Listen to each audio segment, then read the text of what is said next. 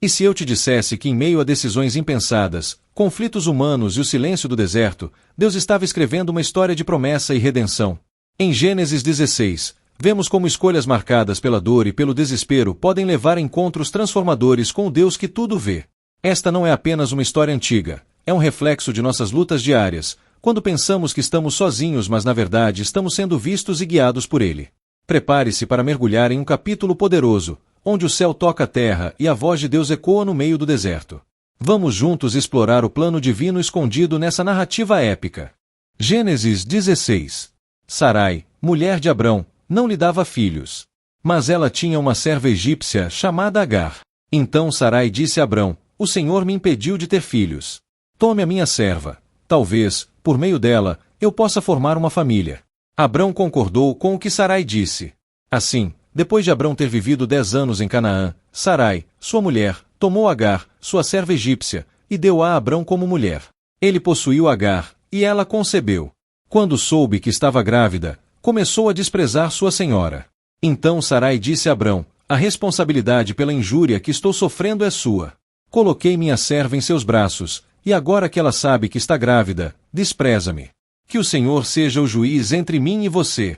Respondeu Abrão a Sarai: A sua serva está em suas mãos. Faça com ela o que achar melhor. Então Sarai maltratou Agar, e esta fugiu. O anjo do Senhor encontrou Agar perto de uma fonte no deserto, no caminho de Sur, e perguntou-lhe: Agar, serva de Sarai, de onde você vem? Para onde vai? Ela respondeu: Estou fugindo de Sarai, a minha senhora. Disse-lhe então o anjo do Senhor: Volte a sua senhora e sujeite-se a ela. Disse mais o anjo do Senhor: Multiplicarei tanto os seus descendentes, que ninguém os poderá contar. Disse-lhe ainda o anjo do Senhor: Você está grávida e terá um filho.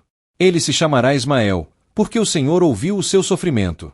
Ele será como um jumento selvagem. Sua mão será contra todos, e a mão de todos contra ele, e ele viverá em hostilidade contra todos os seus irmãos. Este foi o nome que ela deu ao Senhor que lhe havia falado: Tu és o Deus que me vê, pois dissera: Teria eu visto aquele que me vê. Por isso o poço que fica entre Cádiz e Berede foi chamado de Bir-Lahai-Roi. Agar deu um filho a Abrão, e este lhe deu o nome de Ismael. Abrão tinha 86 anos de idade quando Agar lhe deu Ismael. Imagine um cenário desafiador, onde a promessa de Deus parece distante, e o coração humano luta entre a fé e o desespero. É nesse contexto que surge uma história cheia de tensão, escolhas ousadas e uma intervenção divina que muda destinos.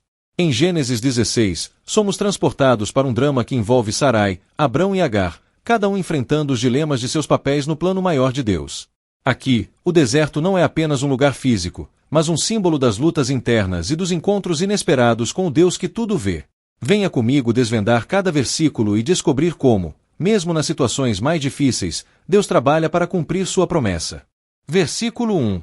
Sarai, esposa de Abrão, vivia em uma casa repleta de bênçãos, mas com vazio que ecoava profundamente em seu coração. Ela não tinha filhos. Ela observava o céu estrelado de Canaã, pensando em como seu ventre era tão silencioso quanto o deserto ao seu redor. Contudo, havia uma jovem serva egípcia, Agar, que brilhava como uma chama de esperança inesperada. Versículo 2. Uma noite, à luz de uma lamparina, Sarai compartilhou um plano ousado com Abrão. O Senhor fechou meu ventre, disse ela com olhos marejados, mas talvez, através de Agar, eu possa construir uma descendência.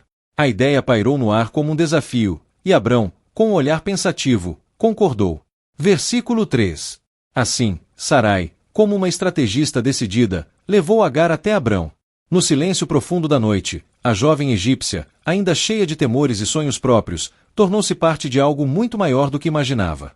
O tempo fluía como o rio Jordão, carregando Abrão para um destino que ele ainda não compreendia. Versículo 4.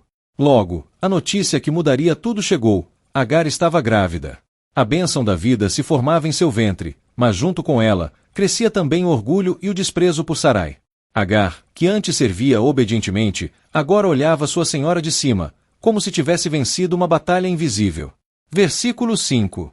Sarai, cheia de frustração e ferida em sua dignidade, confrontou Abrão: É culpa sua. Eu a entreguei a você, e agora ela me despreza.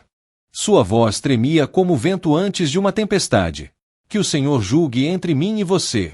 Disse, com a alma em fogo. Versículo 6. Abrão, sempre ponderado, respondeu com serenidade: Agar é sua serva. Faça com ela o que achar melhor.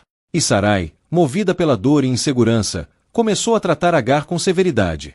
Incapaz de suportar, Agar fugiu, correndo pelas dunas do deserto, como se buscasse liberdade em meio à vastidão infinita. Versículo 7. No deserto solitário, próximo a uma fonte de água cintilante, Agar encontrou algo inesperado, o anjo do Senhor. Com olhos brilhantes e voz como o som de muitas águas, ele perguntou com doçura: Agar, serva de Sarai, de onde você vem? Para onde vai? Suas palavras soaram como bálsamo para o coração ferido de Agar. Versículo 8. Ela respondeu, com um tom de dor e cansaço: Estou fugindo da presença de Sarai, minha senhora. Sua voz ecoou no silêncio do deserto, como se as dunas estivessem ouvindo sua história. Versículo 9. O anjo então a instruiu: Volte para sua senhora e aceite sua posição. Essas palavras, embora duras, carregavam uma promessa oculta, como uma flor escondida sob a areia. Versículo 10.